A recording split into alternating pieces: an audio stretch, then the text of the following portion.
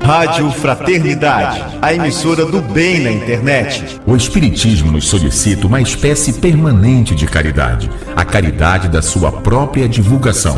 Emmanuel. www.radiofraternidade.com.br 24 horas ligadas em você com uma programação diversificada.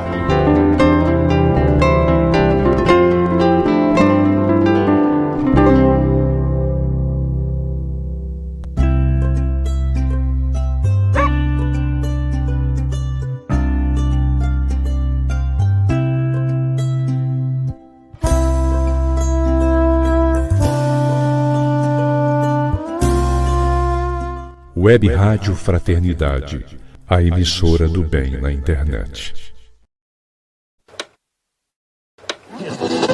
Web Rádio Fraternidade. É a Web Rádio Fraternidade, a nossa ferramenta de paz, alcançando ruas, campos e cidades, com amizade, amor, muito mais. É a Web Rádio Fraternidade, a nossa ferramenta de paz, levando o Consolador a toda parte, com amizade, amor, muito mais.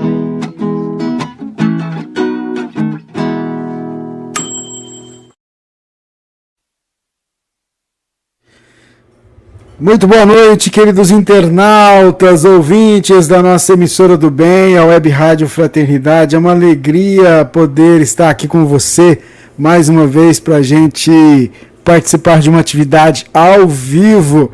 Agora são 19 horas, 25 de julho de 2023. É muito bacana poder nos encontrarmos para falar da mensagem consoladora da doutrina espírita.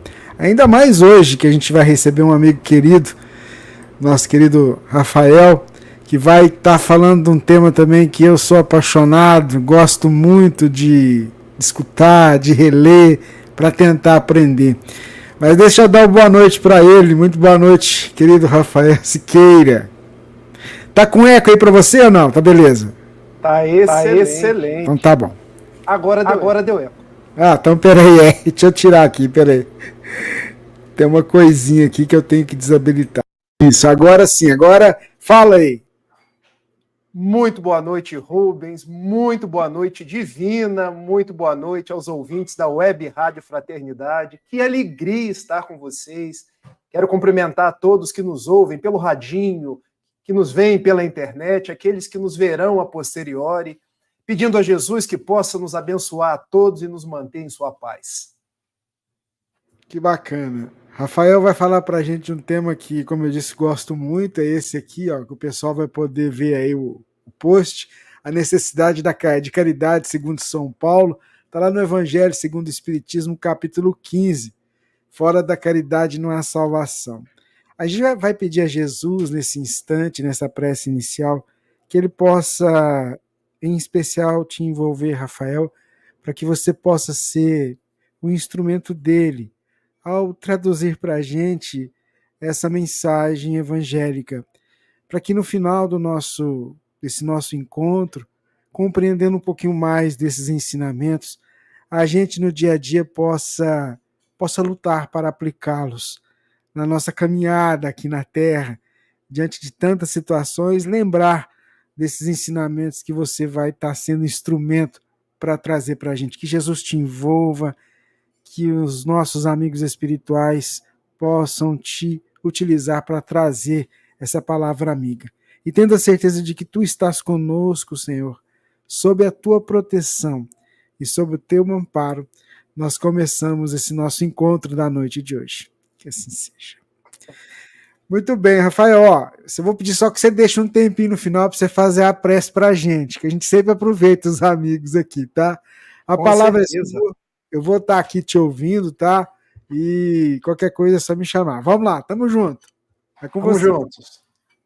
Muito boa noite mais uma vez, meus queridos amigos, minhas queridas amigas, aqueles que nos acompanham aí pela Web Rádio Fraternidade, que Jesus possa estar conosco, nos inspirar nessa noite.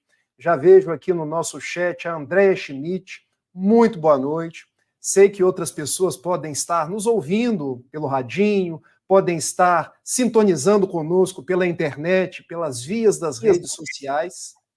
Então eu quero abraçar cada um de vocês, pedindo a Jesus, pedindo a Francisco de Assis, aos nossos amigos espirituais, que nos envolvam a todos em vibrações de saúde e de paz. Boa noite, Analina Salles. Que prazer, viu, amiga? Procurei-te, desarvorado e triste, pelas terras distantes, em loucas aventuras com os outros, sem conseguir te encontrar. Onde chegava a minha ansiedade, deparava-me com as marcas dos teus pés no chão.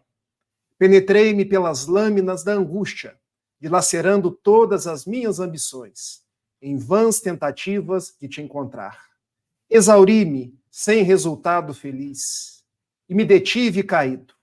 Defrontei um dia com 2 estrelas, cujo brilho se apagavam nos olhos de uma criança abandonada, e a amei. A sua voz sem palavra e a música da sua necessidade me fizeram encontrar nós 3, o próximo, a mim mesmo e a ti, ó soberano Senhor da minha vida.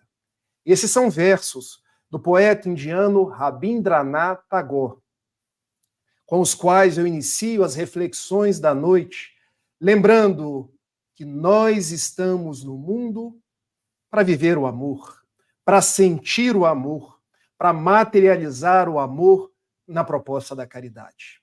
Daí, quando Rabindranath Tagore, pela psicografia de Divaldo Pereira Franco, vem nos narrar num livro belíssimo chamado Estesia, que aquele que andava à procura de Jesus, dilacerando as suas ambições, entregando-se à angústia, só conseguiu efetivamente encontrar-se com o mestre amado, o meigo Rabi da Galileia, quando se defrontou com uma criança abandonada e se permitiu amá-la, entregar-se num serviço de doação, de abnegação, de agasalhar e acolher aquela criança.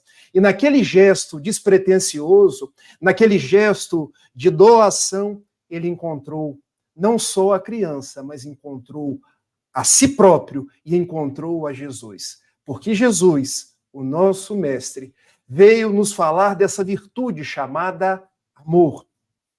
Não por outra razão, quando estabelece no seu evangelho, pela narrativa de João, capítulo 13, versículo 35, ele diz: os meus discípulos serão conhecidos por muitos se amarem. Mas a palavra amor é um substantivo abstrato. Poetas tentaram decifrar o amor.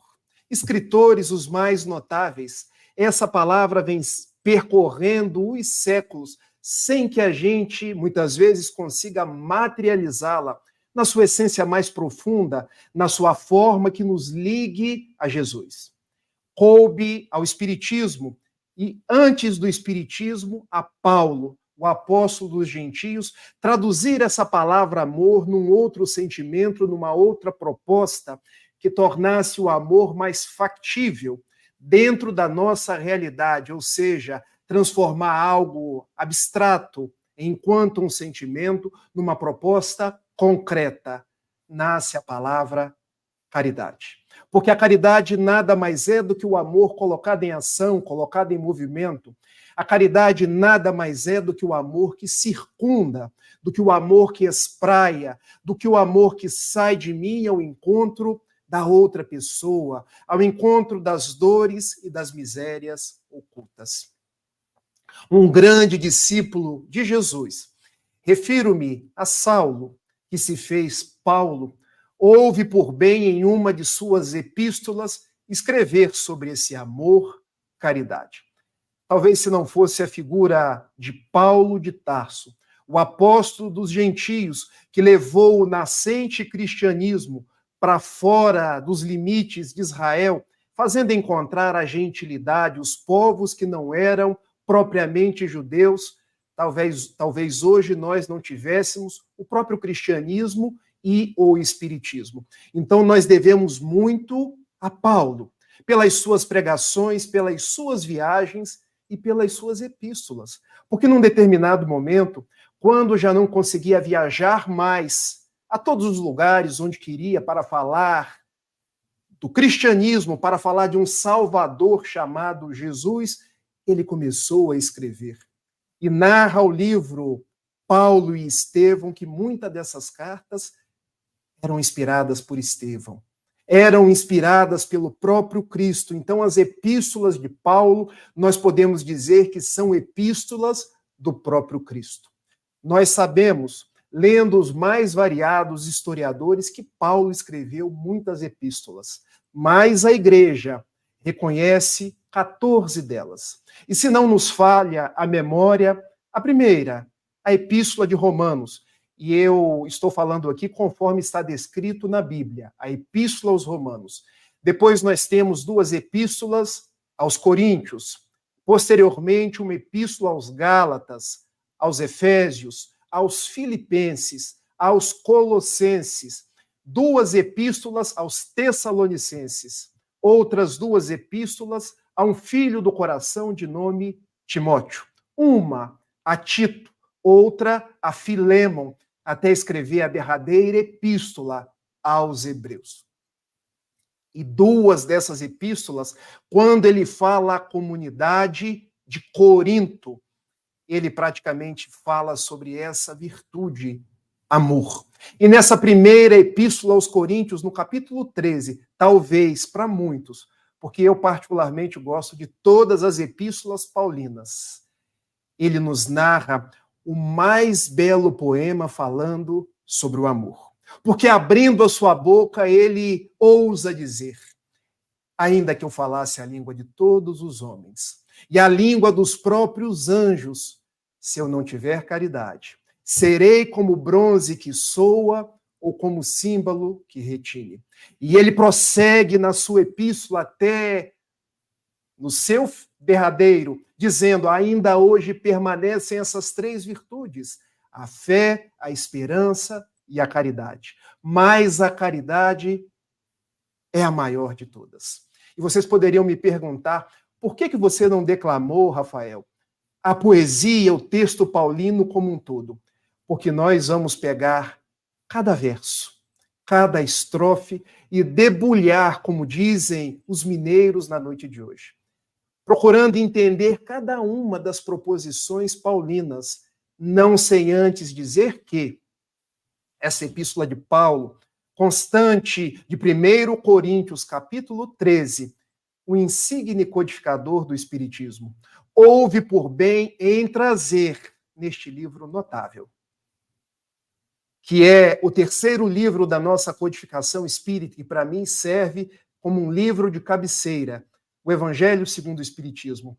Lá no capítulo 15, fora da caridade não há salvação, trazendo para cada um de nós que nós podemos saber muito, conhecer as religiões, mas que a caridade deveria ser a nossa norma de conduta. Chico Xavier costumava dizer que o grande símbolo do Espiritismo, a grande máxima, não é fora do Espiritismo, mas fora da caridade não há salvação. E nesse capítulo 15, Kardec, então, faz um estudo dessa epístola de Paulo aos Coríntios. E agora eu quero, relembrando o mestre Lyonês, relembrando o próprio Cristo, me debruçar sobre essa epístola de Paulo aos Coríntios, para que a gente possa beber de cada verso, de cada proposição paulina e passar aí 1 hora juntos na noite de hoje. Quem tiver alguma pergunta ao final, vocês podem fazer. Se eu não souber, eu pergunto para o Rubens. Combinado, gente? Então agora eu peço permissão para abrir o Evangelho. Quem tiver com o Evangelho pode abrir e nós vamos juntos. Está lá no capítulo 15, fora da caridade não há salvação, começando ali pelo item 6. E eu quero dividir esse estudo em 10 partes, porque eu extraí 10 versos para que a gente possa meditar sobre eles. Começando pelo início. Ainda quando eu falasse a língua dos homens e a língua dos anjos, se eu não tiver caridade, serei como o bronze que soa, ou como o símbolo que retine. Muitas pessoas chegam para mim e perguntam: Rafael, por que que algumas versões da Bíblia trazem a palavra amor? outras tantas versões da Bíblia trazem a palavra caridade. E vocês podem procurar que, usualmente, a versão católica da Bíblia traz a palavra caridade. Usualmente, a versão protestante da Bíblia traz a palavra amor. Existe divergência? O sentimento é amor ou é caridade? Quando a gente volta no original em grego, a palavra é ágape. E a palavra ágape é a excelência do amor, que para os gregos nós temos algumas gradações do amor. Nós teríamos o amor filo, que é o amor entre irmãos, entre pessoas que se gostam, entre uma irmandade. Nós teríamos o amor eros, que é o amor carnal, o amor dos apaixonamentos. Nós teríamos o amor storge, que é o amor devotado aos membros da família. O amor que eu devo a um pai, o amor que eu devoto a um filho, a um irmão, mas, segundo os gregos, há um ápice do amor. E esse ápice do amor chama-se ágape. É o banquete do amor. E essa palavra, utilizada por Paulo, ela pode ser traduzida por amor ou por caridade. Então não existe erro quando a gente vê uma versão amor ou vê uma versão caridade. Por que Kardec escolheu a versão com a palavra caridade? Vejamos que Kardec utilizou da tradução que ele tinha à época na França. A tradução da Bíblia de Sacy, Louis-Isaac Le Maseret de Sacy. E a Bíblia de Sacy trazia a palavra caridade. E quando a gente medita profundamente do porquê caridade, lembram-se que eu falei, amor é um substantivo abstrato. Caridade é o amor colocado em movimento. Como o Espiritismo é o consolador prometido, que vem nos convidar à ação, à proposta de nos renovar, à proposta de nos tornar pessoas melhores. O amor deixado por Jesus precisa encontrar o campo da ação. Daí a palavra caridade. Feita aí a primeira reflexão, nós vamos agora meditar. Porque Paulo falou em bronze que soa ou símbolo que retém. Quando a gente busca a significação dessas duas palavras, bronze e símbolo, instrumentos musicais, instrumentos de percussão. Quando a gente busca na historiografia dos evangelhos, nós chegamos que o bronze provavelmente é um sino, um instrumento que badala, que era feito de bronze. E o símbolo? O símbolo, quando a gente busca na história, ou ele é um instrumento de cordas, ou um instrumento que faz o movimento de um prato. Já viram um prato quando bate numa orquestra? Pem, pem. O que Paulo está trazendo para a gente? Que não adianta ser um sino que faz muito barulho, ou um prato que numa orquestra faz aquele som mais estridente e não ter caridade, porque de nada me adiantará. Rafael, você explicou e eu não entendi. Não adianta ter aparências exteriores. Não adianta fazer muito barulho, querer aparecer, ser bonito por fora e a essência estar vazia de valores nobres. Paulo estava falando para os cristãos, para o movimento do cristianismo nascente. E vejamos se nós não nos parecemos com o que Paulo nos diz nos dias atuais. Não somos nós os barulhentos dos dias atuais, aqueles que gostam de aparecer, que gostam de likes nas redes sociais, que gostam de ter o nome aparecendo nos grandes conclaves do mundo, mas diz o apóstolo Paulo, não adianta ser um sino que faz muito barulho, ou um símbolo, um prato que repercute. Se eu não tiver caridade, tudo isso de nada me adianta. Olha a profundidade dos versos paulinos. Olha a meditação que ele nos traz nos dias atuais. Vamos seguir? Ainda quando tivesse o dom de profecias, que penetrasse todos os mistérios, que tivesse perfeita ciência de todas as coisas. Do que Paulo está falando? O que é o dom de profecias? Dom de profecias, nós precisamos buscar os profetas de Israel. Quem foram os profetas de Israel? os mais variados. Isaías foi um profeta, Jeremias foi outro profeta, Elias foi outro profeta. E qual a característica de um profeta? É alguém que traduz a vontade de Deus, a palavra do alto para aqueles que o circundam. Se nós traduzíssemos para o dia atual, o profeta seria o médium. Ter perfeita ciência de todas as coisas, penetrar todos os mistérios. A que mistérios Paulo se refere? Porque na época nós sabíamos que existiam os iniciados na religião, aqueles que conheciam os pormenores. Nós sabemos que o templo de Israel tinha 72 sacerdotes. Um era o sumo sacerdote. E parte deles conheciam a fundo o que era a religião, a perfeita ciência, o dom de conhecer a religião na sua profundidade. Qual era a proposta de Paulo? Não adianta eu ter o dom de profecias. Não adianta eu apenas conhecer os mistérios da religião. Tudo isso sem a caridade, sem o amor, sem me vincular às pessoas, sem socorrer os aflitos, sem estender a mão àqueles que sofrem, de nada me valerá. Olha a proposta de Paulo para os dias atuais. Uma proposta para que a gente deixe o exterior para voltarmos àquilo que realmente importa. Tornar-se uma pessoa melhor. Ajudar os outros. Ser aquele capaz de enxugar uma lágrima. Ser aquele capaz de atender àquele que sofre.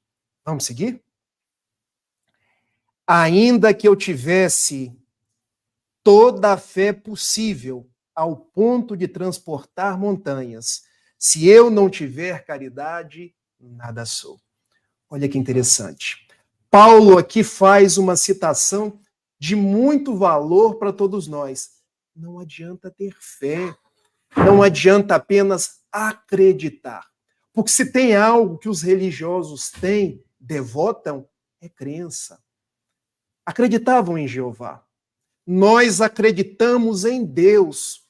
Mas, Paulo, não adianta apenas ter fé. Não adianta apenas entregar-se, confiar. É preciso metamorfosear essa fé em obras. E aqui a gente pode fazer uma ponte entre a citação de Paulo com a carta de Tiago. Porque também Tiago escreveu uma única epístola, dizendo no capítulo 2, no versículo 17, e olha que interessante, ele reforça no mesmo capítulo 2, no versículo 26, a fé sem obras, ela é morta. A fé sem obras, ela é inútil. Por quê? Porque o nosso compromisso hoje não é apenas um compromisso de crença, não é apenas um compromisso de recitar orações, de orar, mas a própria palavra oração, se nós observarmos, ela tem dois radicais, oração. Ou seja, eu preciso me ligar a Deus e após me ligar a Deus, fazer essa ponte que me leva ao meu próximo. Depois de feito esse introito falando sobre caridade, Paulo, numa segunda parte dessa epístola aos Coríntios, ele começa a dizer qualidades da caridade. Ele começa a definir o que é a caridade. E aí nós nos damos conta que ser caridoso não é apenas uma virtude, mas é um estilo de vida. É uma forma de viver. É alguém que escolhe estar no mundo a serviço do bem, a serviço do evangelho. Vamos juntos? A caridade é paciente, é branda e benfazeja. A caridade não é invejosa.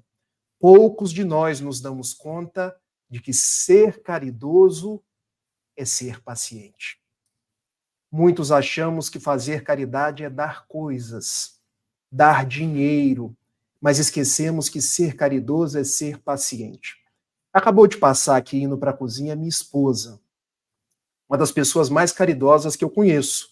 Pelo menos assim eu acho, porque há 20 anos ela tem sido tão paciente comigo, e eu digo para vocês, eu não sou fácil.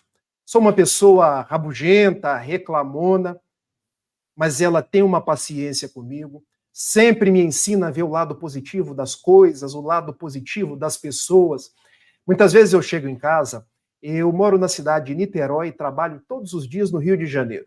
Tomo de uma barca, um trecho andando, às vezes chego moado no final do dia em casa. E abro a boca para as reclamações do dia. E ela me pergunta, bom, as coisas ruins eu já sei. Agora me fale das coisas boas. Fale-me dos pontos positivos. Fale-me daquilo que ornou o seu dia de beleza. Olha a paciência dela comigo. Também a mesma paciência que tem com a nossa menina de 4 anos, ensinando que ser paciente é a caridade de quem vive em paz. Olha que beleza. Como nós precisamos ser pacientes uns com os outros. Ah, mas eu não aguento fulano, eu não tolero cicrano. Vamos aprender a viver em paz. Diz o espírito Humberto de Campos, que adota o pseudônimo de Irmão X numa obra notável, Cartas e Crônicas, numa página intitulada Treino para a Morte, Treino para a Desencarnação. Acostume-se e seja paciente com as pessoas que você julga chatas. Há tanta gente que igualmente te acha chato e faz o maior esforço por conviver contigo. Ah, paciência. Muitos dizem assim, ah, mas eu perdi a paciência hoje. E diz a benfeitora Joana de Ângeles, eu não posso perder algo que eu não tenho. Em verdade, se eu perdi a paciência, eu ainda não a conquistei. Mas eu posso dar um passo, dar outro passo, porque desenvolver paciência é desenvolver caridade. Mas desenvolver a virtude da paciência é também ter paciência para com as dificuldades da vida. Uma vez Haroldo Dutra Dias, um grande companheiro das lides espíritas, estava fazendo uma palestra em Belo Horizonte e a gente prestando atenção. Num determinado momento ele falou uma coisa que eu nunca esqueci. Se Deus quisesse, ele poderia enviar os seus anjos, os benfeitores espirituais, para que a nossa terra migrasse imediatamente para um mundo regenerado. Mas se assim fosse feito, qual o valor do nosso esforço? Onde estariam os nossos propósitos de nos renovar, de nos tornar pessoas melhores, de exercitar a paciência? A paciência com o vizinho, a paciência com quem é diferente de nós, a paciência no ambiente de trabalho, porque nós vamos ter chefes que nós não gostamos. Mas que bom que nós temos chefes, é sinal que nós estamos empregados. A paciência de lidar com pessoas que são nossos subalternos. Em verdade, são nossos irmãos. Que bom que nós temos irmãos que trabalham para a gente. É sinal que a gente já pode empregar pessoas. Em tudo desenvolver a caridade / paciência. Até mesmo com os fatos da vida, com as dores da vida. Eu me recordo de Chico Xavier, quando, no auge de dificuldades que lhe atazanavam a vida, uma vez, ele foi ter com o espírito Emmanuel e disse, Emmanuel, você pode levar um pedido meu para Maria Santíssima? E Emmanuel lhe disse, mas Chico, tanto espírito para você fazer pedido, Chico, tanto espírito que escreve por você, você tem a audácia de fazer um pedido logo para Maria Santíssima, mãe de Jesus? E Chico, Emmanuel, você vai ou não vai levar o meu pedido? Escreve aí. E Chico escreveu no papelzinho qual era o pedido dele. E Emmanuel fez o pedido a Paulo, que fez o pedido a João Evangelista, que levou o pedido a Maria Santíssima. Passado algum tempo, Emmanuel chegou a Chico e disse, Chico, temos uma resposta. E todo mineiro, ele ficou alegre, ficou contente. Qual é a resposta, Emmanuel? A mãe de Jesus mandou dizer que isso também passa. Em outras palavras, tem paciência, meu filho. Tudo está sob o controle de Deus. Então, que nós tenhamos em mente de que nós devemos ter paciência com as outras pessoas, paciência conosco mesmo, paciência para com a vida, para com o mundo, porque tudo isso é a forma caridosa de viver a vida. Eu me lembro de um dos períodos mais bonitos da minha vida, quando fui convidado a trabalhar num hospital psiquiátrico. E eu me dei conta, mas trabalhar num hospital psiquiátrico? Lembrei-me de uma história narrada por Jesus Gonçalves, Adivaldo Pereira Franco. Divaldo Pereira Franco era muito jovem, fazia palestras no interior de São Paulo, quando Pedro de Camargo, o nosso Vinícius, que escreveu os mais variados livros, convidou Divaldo para ir no leprosário. E Divaldo respondeu para Pedro Camargo: meu irmão, eu vou em todos os lugares. Eu subo o morro, eu desço o morro, eu vou em hospital, eu adoto crianças, mas no hospital, no leprosário, eu não vou. Eis que aproxima-se Jesus Gonçalves. Para quem não sabe, Jesus Gonçalves encarnou-se no Brasil entre 1902 e 1947, morreu vítima da hanseníase, mas já no plano espiritual havia libertado-se da lepra e trabalhava incansavelmente no bem.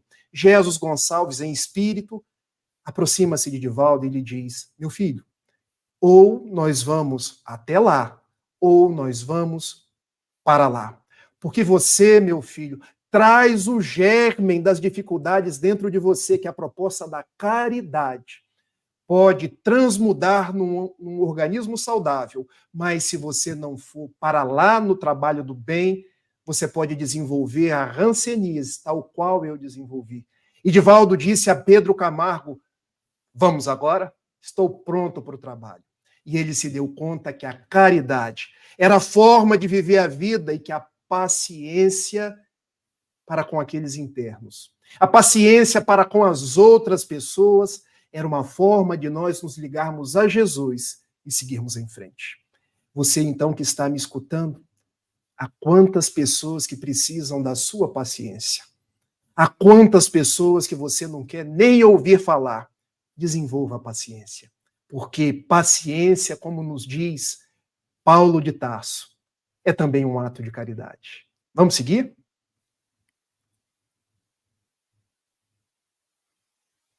A caridade não é temerária, não é precipitada, não se enche de orgulho. E olha que proposta interessante. Porque aqui Paulo de Tarso define a caridade como aquela que não se enche de orgulho. O que isso quer dizer? Todas as vezes que somos orgulhosos, nós não estamos agindo com caridade.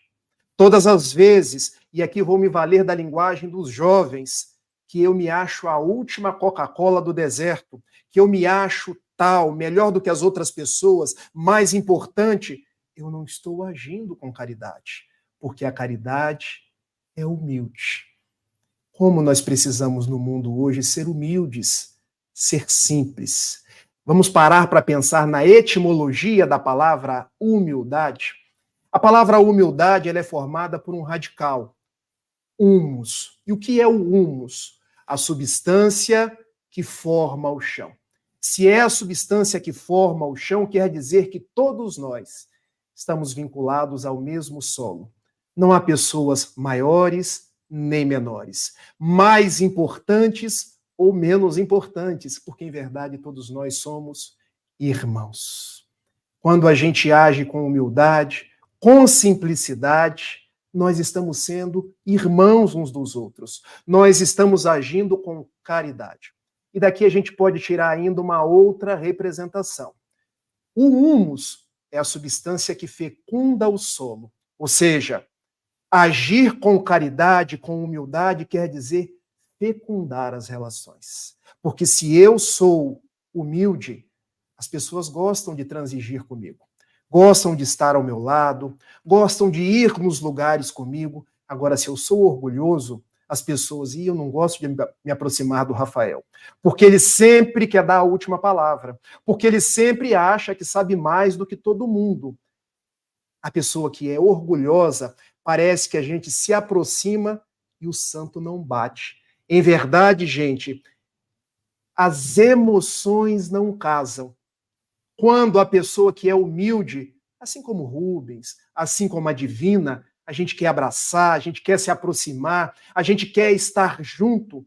As pessoas, quando se aproximavam do Chico Xavier, elas sentiam as mais ternas emoções, elas queriam estar perto do Chico e muitos diziam: só de me aproximar do Chico, eu já sinto uma vontade de chorar. Eu já sinto uma felicidade na alma. Então, ser caridoso é ser humilde. Deixemos de lado as carteiradas, as posições no mundo, porque tudo isso vai ficar no mundo.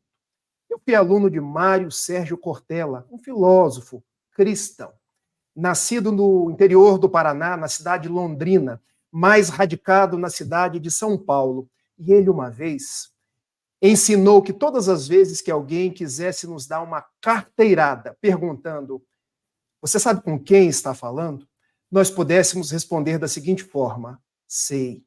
Eu estou falando com uma pessoa que mora num universo com 2 trilhões de galáxias. Uma dessas galáxias é a Via Láctea. Só na Via Láctea há de 100 a 400 bilhões de estrelas. Uma dessas estrelas, de quinta grandeza, é o nosso Sol.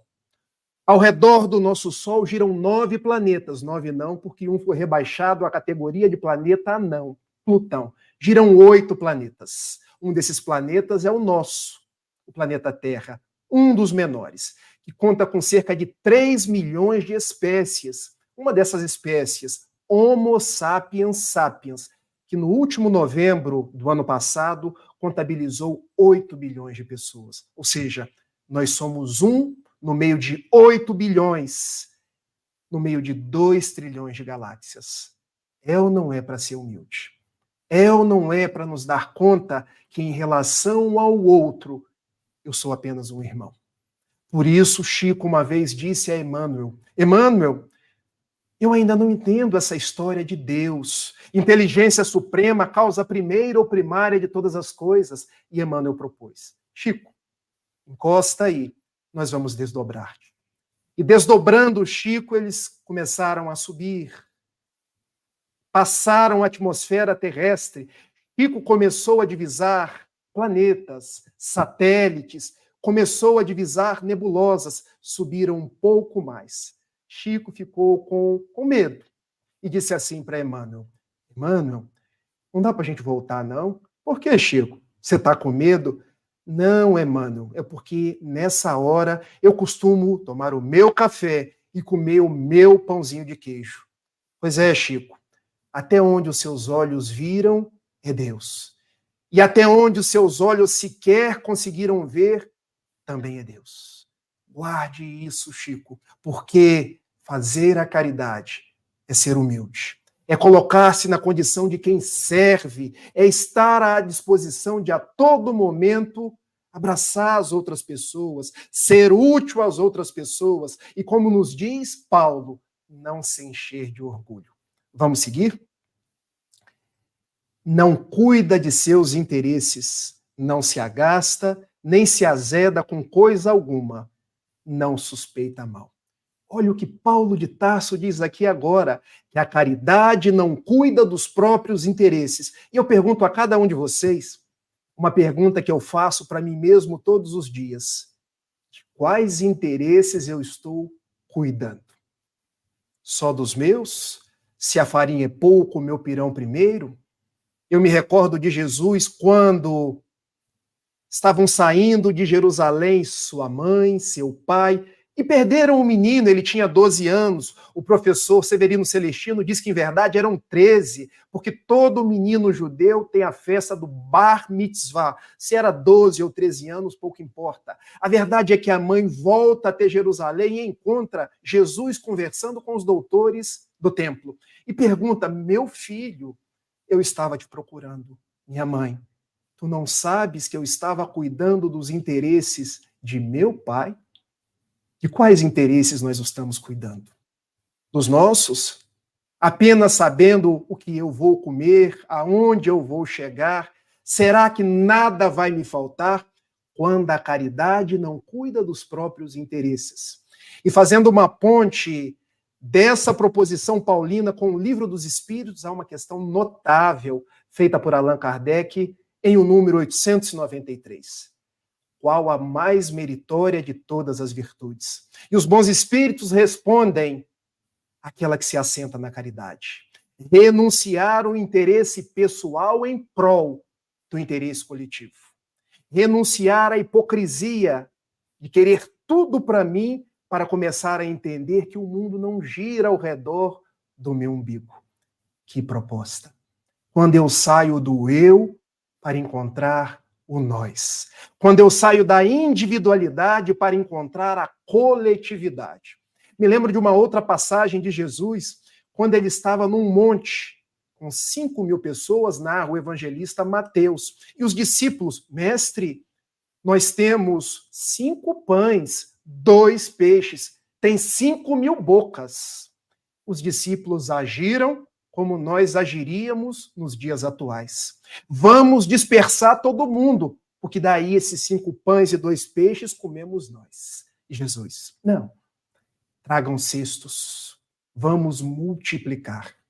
E os cestos foram multiplicando-se de pães, de peixes, e narra o evangelista que ao final ainda sobraram cestos cheios de pães, cheios de peixes. O milagre foi real, mas o simbolismo é expressivo. Jesus nos recomenda a multiplicar o amor, a multiplicar a vivência no bem. Quem te convidar a andar 1.000 passos, anda 2.000 passos. Quem te pedir a capa, dá também a túnica. E aqui há um simbolismo belíssimo.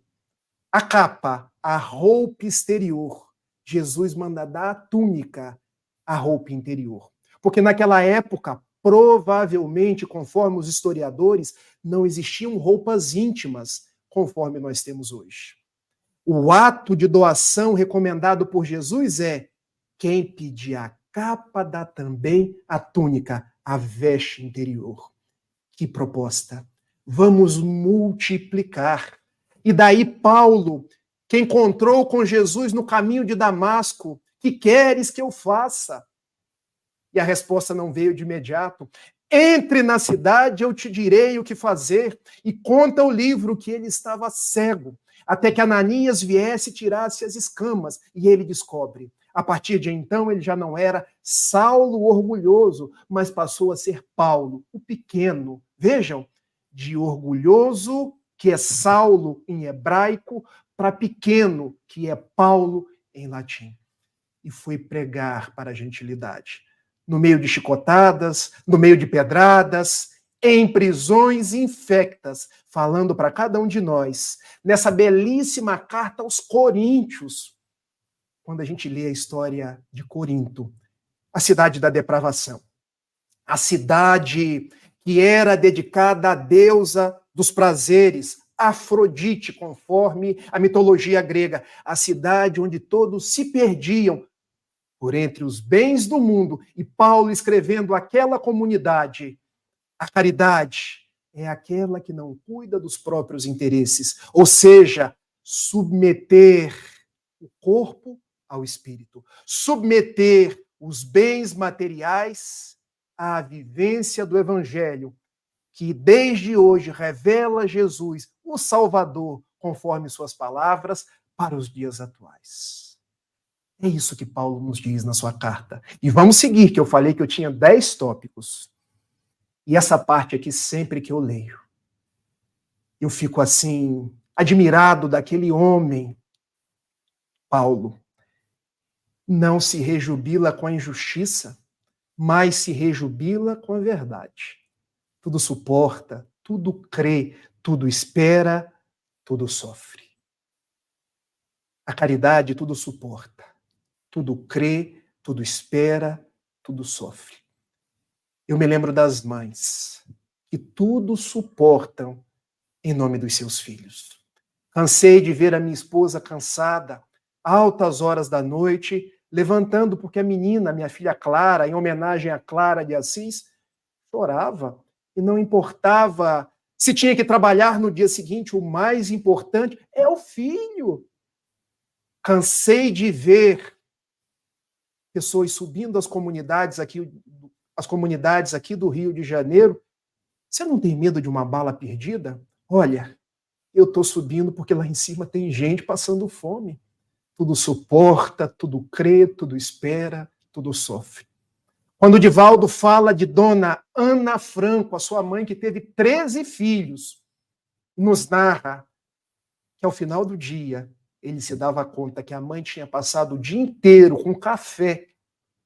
E ele chegava para sua mãe: minha mãe, só nós comemos. A senhora tomou café o dia inteiro. Meu filho, Eu já sou crescida, vocês estão em fase de crescimento. Comida para mim não tem importância mais. O café tem cafeína, ele vai me deixando assim mais ativa. Mas vocês, se não comerem, não vão crescer, não vão se tornar homens e mulheres de bem. Dona Ana Franco, tudo suporta, tudo crê, tudo espera, tudo sofre. Quando eu me lembro de Allan Kardec, que era um insigne professor francês, aclamado, que em 1831 ganhou o prêmio da Sociedade de Arras, que esteve com Luís Napoleão III, sendo recebido no próprio castelo daquele imperador. E depois foi massacrado por colegas de cátedra, que o chamavam de maluco, que apontavam-lhe o dedo em riste, mas ele estava em paz, porque estava trabalhando para os espíritos, como Jesus havia dito no seu evangelho: se calarem os meus discípulos, as pedras falarão. Em verdade, as pedras representam os túmulos vazios, porque os espíritos voltaram sob a batuta do Espírito de verdade para, pelo codificador Allan Kardec, trazer a proposta espírita.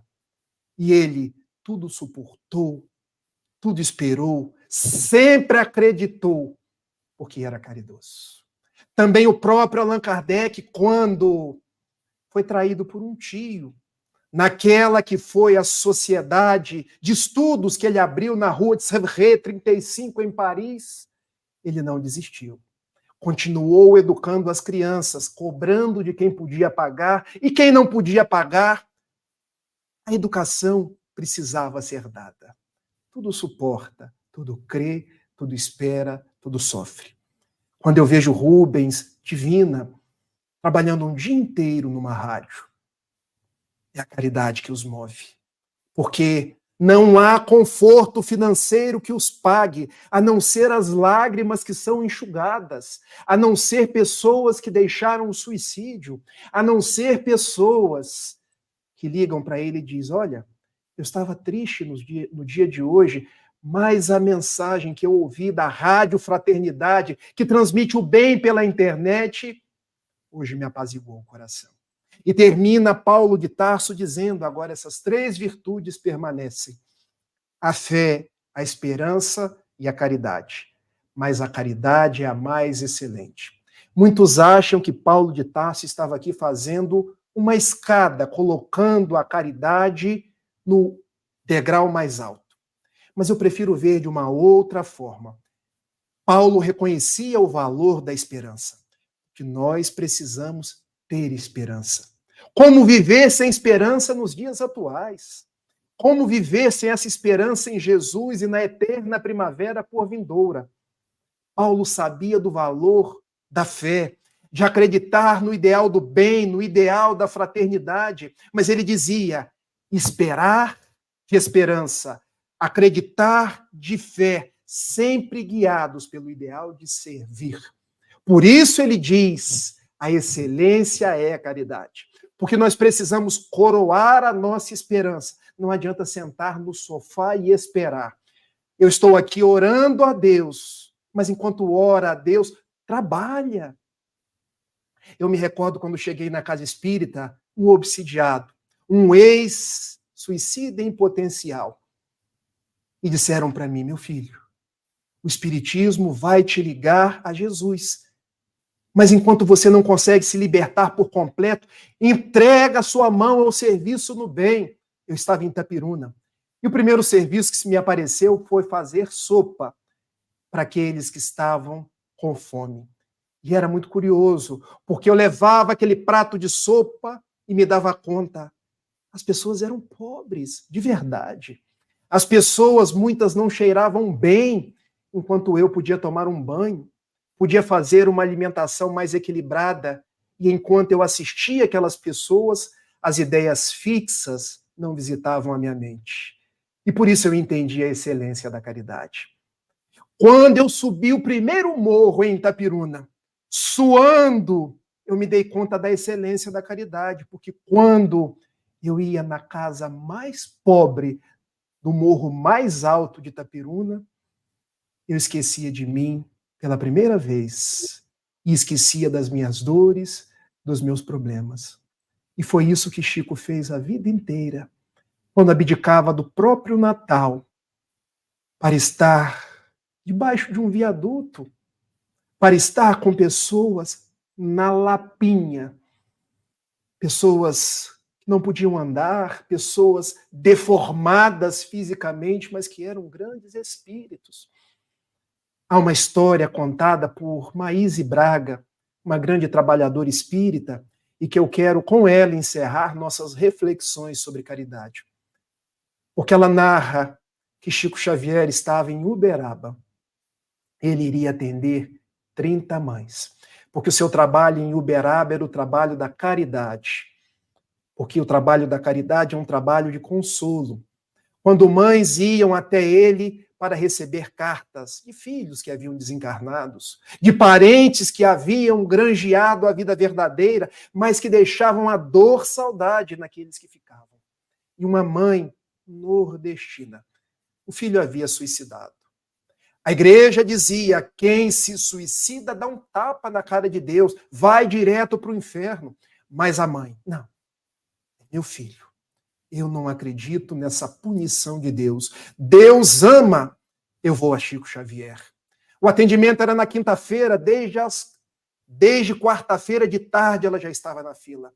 Estoica, por amor a Jesus, por compreensão de Deus de uma forma diferente daquela que havia aprendido e por pensar, quem sabe Chico Xavier há de trazer uma mensagem do meu filho. Já era quinta de noite. Chico costumava atender 30 pessoas. 30 mães ganhavam 30 senhas do lado de fora. E ela era a primeira. Quando chegou uma mãe de São Paulo, 2 filhos haviam sido mortos num acidente. E aquela mãe não tinha espaço na fila mais. Ela quis comprar uma daquelas senhas e foi pedindo um a um. Vende a senha. Por favor, eu posso te dar tudo, eu sou uma pessoa rica de São Paulo.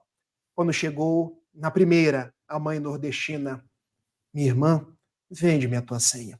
E a mãe nordestina, a dor dela é maior do que a minha. 2 filhos morreram num acidente. E o meu morreu tirando a própria vida. Pegou da senha e deu para a mãe de São Paulo. Eu vou te recompensar. E a mãe nordestina, jamais. O amor não se vende. O amor é algo que vem do coração. Eu estou te cedendo o meu lugar. Lá pelas 4 da manhã, Chico terminou, começou a ler as cartas. A primeira delas era uma carta do benfeitor Emmanuel, pedindo alguém que ajudava ali na sessão, vai até a pousada tal, chame a mãe, fulana de tal, para que venha até aqui. E o emissário de Chico foi até a pousada. A mulher já se encontrava dormindo. E ele, Chico Xavier, quer falar com você. Mas como? Eu dei o meu lugar na fila. Não tem nada que o Chico queira falar comigo. Minha senhora, Emmanuel mandou te chamar. E ela foi, lá pelas 4 da manhã. E a primeira mensagem que foi lida. Mamãe, eu vivo, mamãe. Eu me equivoquei, mamãe. Mas o gesto que a senhora fez na noite de hoje, de doar a sua senha, mobilizou os céus, mamãe. Eu não tinha a menor condição de vir aqui hoje. Mas o seu gesto de amor fez com que o benfeitor Emmanuel fosse me buscar no lugar onde eu me encontrava e me trouxe até aqui para eu te escrever. Não chores mais. Entregue a sua vida ao bem, mamãe. Converta em outros filhos aquele que não soube temporariamente seguir o amor de Deus.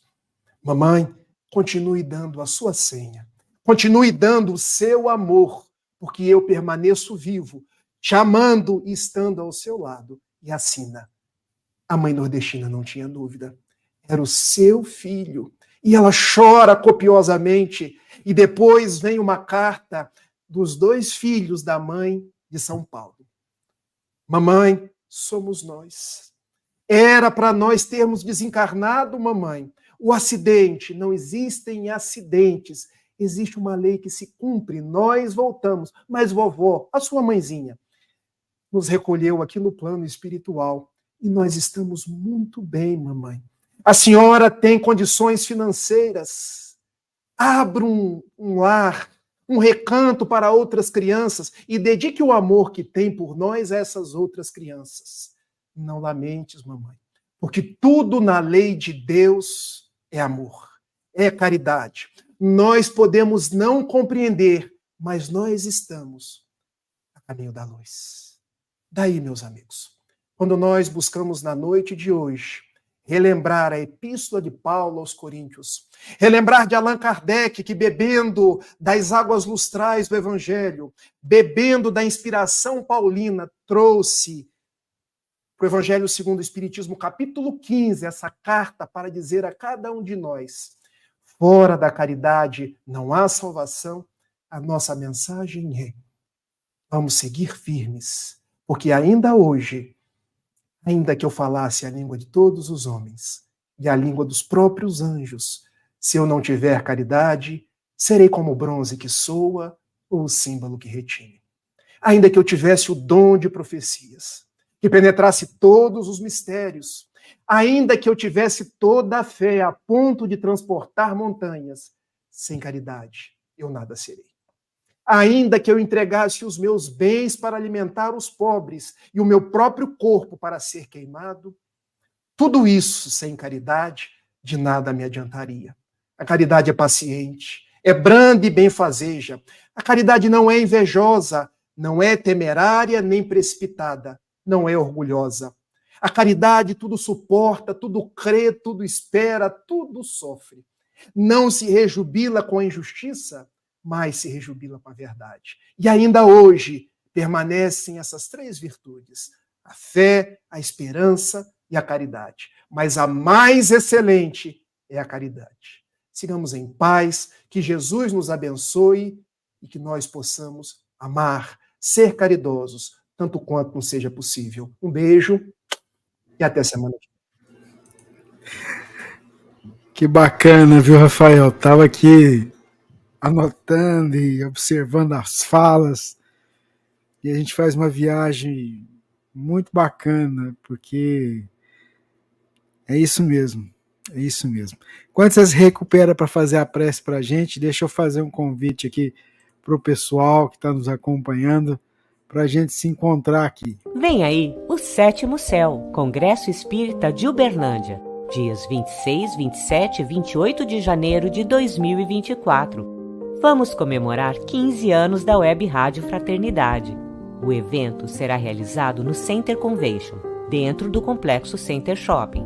Estarão presentes os expositores Adeilson Salles, Ana Tereza Camasmi, Denise Lino, Eulália Bueno, Geraldo Campetti, Haroldo Dutra Dias, Irvênia Prada, Jorge Larra, José Carlos De Luca, Juscelma Coelho, Marina Alves, Nina, Rafael Siqueira, Rossandro Klingen, Sâmia Maria Awada, Elahá Canto, Simão Pedro e Vitor Hugo Menino.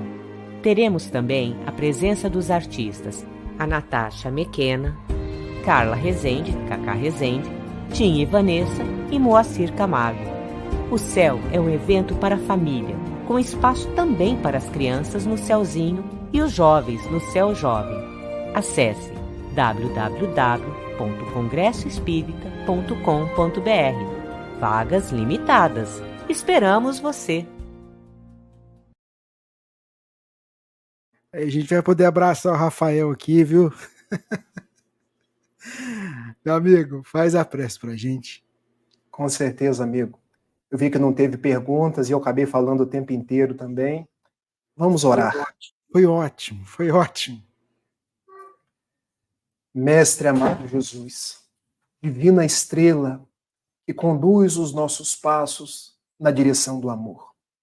Nós te amamos e cada vez mais temos certeza de que a nossa ligação contigo será o nosso roteiro de salvação. Ensina-nos a caminhar pelo mundo procurando amar e colocando esse amor em movimento pela proposta da caridade. Abençoe, Mestre amado, os nossos propósitos, socorre-nos em nossas incertezas, Nós te pedimos por todos aqueles que estiveram conosco na noite de hoje, acompanhando-nos, vibrando junto conosco. Pedimos abençoe os nossos familiares, abençoe a Web Rádio Fraternidade, ao Rubens, a Divina, abençoe a proposta do bem, de transformação moral de todos nós. Dá-nos a tua paz. Permaneça conosco hoje, agora e sempre, e que assim seja. Muito bem, Rafael. Rafael vai estar com a gente semana que vem. Estamos aproveitando as férias dele para ele estar com a gente aqui. Então, semana que vem ele vai falar para nós novamente. Aí a gente vai divulgar direitinho para você. E eu queria te agradecer mais uma vez por você estar com a gente e que Jesus te fortaleça também na sua atividade de divulgação dessa mensagem consoladora. Continue te inspirando, viu? Para você ser um instrumento para propagar o bem. E a gente sabe que nesses tempos de transição é fundamental, como você falou para a gente hoje, esse exercício do amor, esse exercício da caridade. Fica à vontade para despedir do pessoal. Gente, ó, a coisa que eu mais gosto é estar com gente, é estar com pessoas e falar de Jesus. Então a minha mensagem é sempre uma mensagem de esperança, uma mensagem de entrelaçamento de mãos, que nós possamos ter essa força de seguir em frente. Sempre que a dor bater forte, lembrem-se que vocês têm amigos, lembrem-se de Jesus, sintonizem na Web Rádio Fraternidade, a emissora do bem da internet, e vamos juntos, gente. Não tem ninguém que não passe dias de problema, dias de lágrimas, mas Jesus prossegue esse amigo de todas as horas. Muitas vezes ele está do nosso lado e a gente está com dificuldade de visualizá-lo, que nós fechemos os olhos, possamos orar e dizer: Jesus, eu estou contigo, eu conto contigo, permanece comigo para que eu siga em paz. Um beijo no coração de cada um de vocês e que Jesus nos abençoe hoje, agora e sempre. Muito bem, Rafael. Gente, fica com Deus. Um abraço ao pessoal que estava ouvindo aqui a gente pela Rádio Fraternidade, em vários lugares do Brasil, em vários lugares do mundo. Eterna gratidão a vocês por estarem conosco. Rafael, segura aí que a gente despede aqui quando eu passar aqui o controle para a rádio. Fica com Deus, viu, pessoal?